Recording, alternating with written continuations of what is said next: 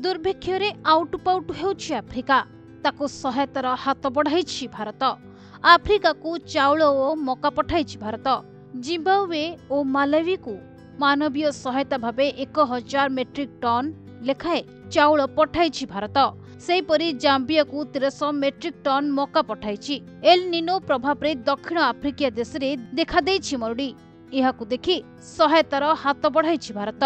भारतरू एही तीनिटी आफ्रिकीय देश को खाद्य शस्य पठा जाइथिबा नै वैदेशिक व्यापार मंत्रालय मुखपात्र रणधरी जयसवाल सूचना दैछन्ति। नाभा सेभा बंदररू जिम्बाब्वे को 1000 टन चाउल पठा जाइछि। तेज प्रशांत महासागर रे एल निनो प्रभाव रे दक्षिण आफ्रिकीय देश रे वर्षा अभाव जोगु घोर खाद्य संकट देखा दैछि। स्थिति एपरि जे भोक विकल रे लोके वन्य जंतु मारी खाइबाकू पछाउ नाहंती। तेबे एही खाद्य अभावरू अनेक लोकंक जीवन गलाणी, जहाकू देखिबा परे भारत सहायतार हाथ बढ़ाई। सबु थर भली एथर मध्य आफ्रिका को चाउल पठाई भारत। ब्यूरो रिपोर्ट, प्रतिदिन टीवी।